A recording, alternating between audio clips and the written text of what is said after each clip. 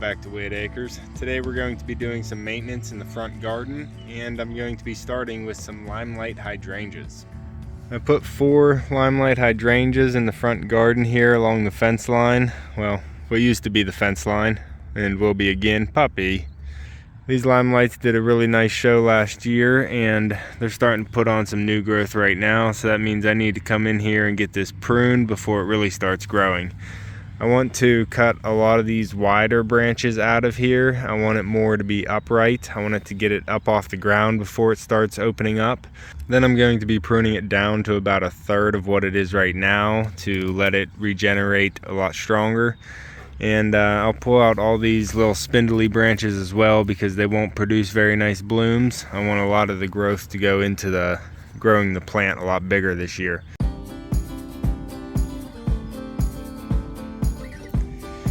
And here we go, this is what they're gonna look like when I'm all finished. It's a lot different than what it was. It's a little bit dramatic to prune it back this far, but it's definitely good for the plant. It's gonna put on a nice, beautiful bloom show. Since it's a panicle hydrangea, this Limelight is going to bloom on new wood and old wood. So it really doesn't matter that you prune it in the spring right before it starts growing because it's gonna be blooming on new wood. The big leaf hydrangeas or the macrophyllias, I have some by the bird bath over there. You don't want to prune in the spring because they bloom on old wood, and you'll be cutting off a lot of this year's blooms if you try and prune them now. You want to prune those right after they bloom, and that's the best time, so you'll be saving as many buds as you can. But I'm going to go ahead and prune all 4. There's the pile I have from pruning. I'm going to prune all 4 of these all the way back to what I did to the first one, because you can see how wide some of these are, and I want to get them up off the ground before they start spreading out like this. So just gonna shape them up this year and see how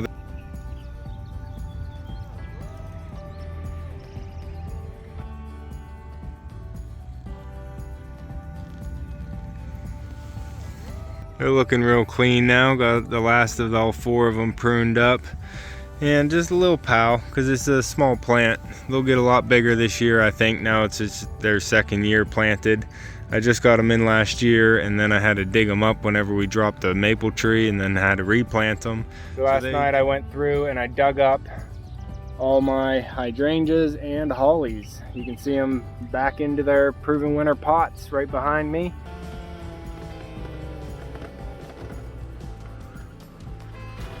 Replant them.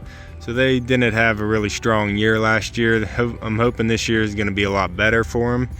I do want to get another top layer of compost around each one of them, weed out all this whole area, get it all cleaned up again, and then hopefully get it mulched this year so it can hold back a lot of the weeds from coming back.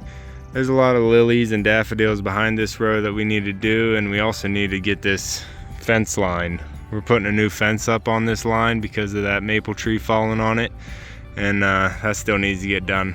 A lot of work in this front area needs to get done this year. Oh, puppy, you just sitting right on me, aren't you? Come here, puppy. We go to the corner. So underneath my redbud tree, we have the corner garden here out front, and we have blue jean baby Russian sage that needs to be pruned back now. There's also a black-eyed Susan that needs to be pruned back in the corner there, and this whole area needs weeded and mulched as well. I have a big leaf hydrangea back here. You can see it's a City Line Paris, so I'm not going to be pruning this one. I'm just going to let it go. It should be 1 to 3 feet tall and wide, so it's a nice small one here for beside the bird bath. And I just got it in its final location last year. This whole garden got put together last year. I got these Russian sages in. These are actually blue jean baby Russian sages. So I'm going to be pruning these back as well as that black-eyed Susan and any of the branches in my Arrowwood viburnum blue muffin. There's a couple crossing branches in here. You can see crisscross branches, and I'm going to take those out, give it a little bit more space to breathe. I have a blue hydrangea over here. Hopefully she's still alive. Yeah, there's some signs of growth in there, so I'm gonna leave her go. I'm not gonna touch her at all, and hopefully just get this area mulched and looking clean this year.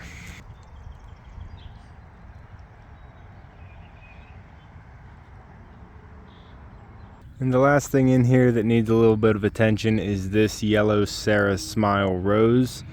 And I planted it here last year and it just doesn't really have any shape to it. So I just want to prune it back so it kind of evens out. I don't have any leaves to go off of, so I'm just going to go at a rough height here.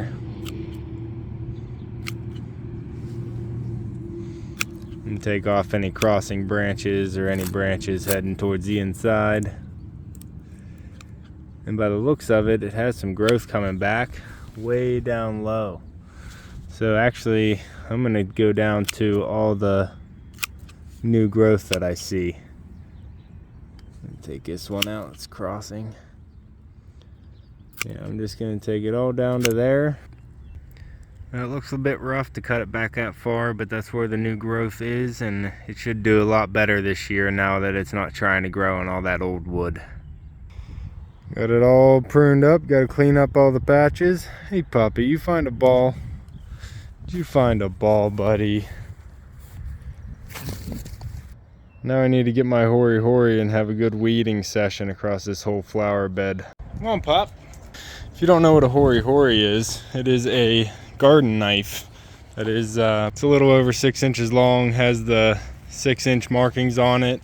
It's curved blade so you can scoop dirt with it, and it has one serrated edge for pruning and cutting back things. It's pretty much my most universal, most used garden tool I have.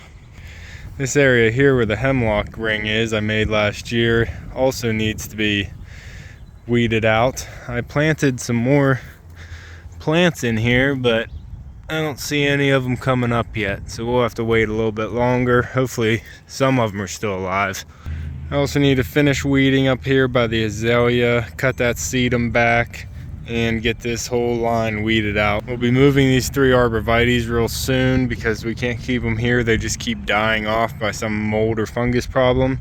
So we're gonna move them up to the hangar and see if they do any better up there and create a whole new evergreen wall out here.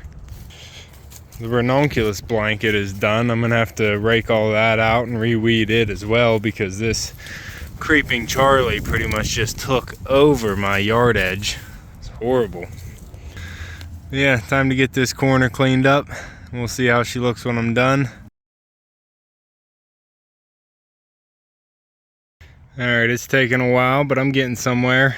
Getting this whole corner weeded out. It'll look better with some mulch on it, but for now, that's all I'm doing is trying to go around and get things weeded, trying to keep up with it so I don't get so far behind that all the weeding gets overwhelming.